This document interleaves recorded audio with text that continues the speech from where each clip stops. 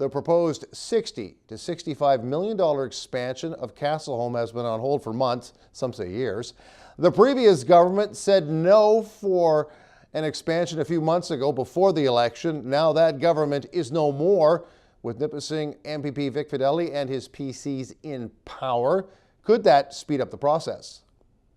This special Cassellholme meeting was slated to go before the election was called. Just a bit of a bonus to have a sitting MPP in the government as the guest speaker.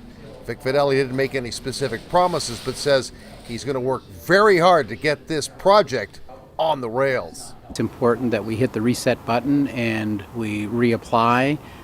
You've got fresh eyes, you have fresh government, and that's what my advice was. Put your case as concisely as possible in a package, and let's hit the reset button and go back down to Toronto and lobby for this. Their plan is a good plan. They've made some changes since then in terms of how they're raising other monies. I think it's important that they tell the government that they've got a full package together.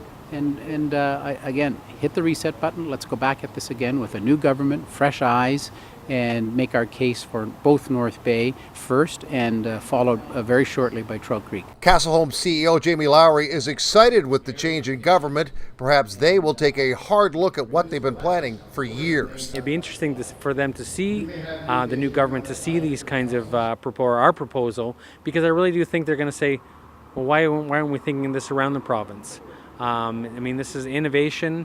It's helping other municipalities. I mean, part of our business plan is to work with another municipalities just south of here in Powassan to help them out. So it's working with the LIN, working with social services, working with the municipalities, working with the province. So, you know, I think that's the way it's going to work. And who benefits from it is seniors. It's not the easiest thing to do. I recognize that. I certainly felt extremely disappointed, a month ago when the past provincial government basically nixed the deal.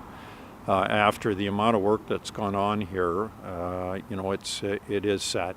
But I'm confident now that I'm sure we're going to move ahead, and I think this obviously will move ahead quickly. Maybe tell the taxpayers and viewers why it's essential to get this project facilitated and on the go. Well, as a board, for example, there's an elevator in this particular building. It's well in excess of $350,000 to repair that elevator.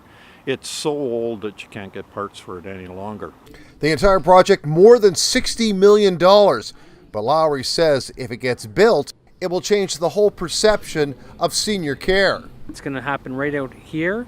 And but it's interesting, we're spending that money, or that's the budget, but we're looking at long-term care as the method of last resort. And I think that's an important point, because I think what we're trying to put forward is that you shouldn't be afraid to grow old. That we're going to have services like recreation, we're going to have other services, we're going to have a clinic here. We're putting a proposal with the LIN for that. And it really is, you can come to this place. It's not just a place for your final years.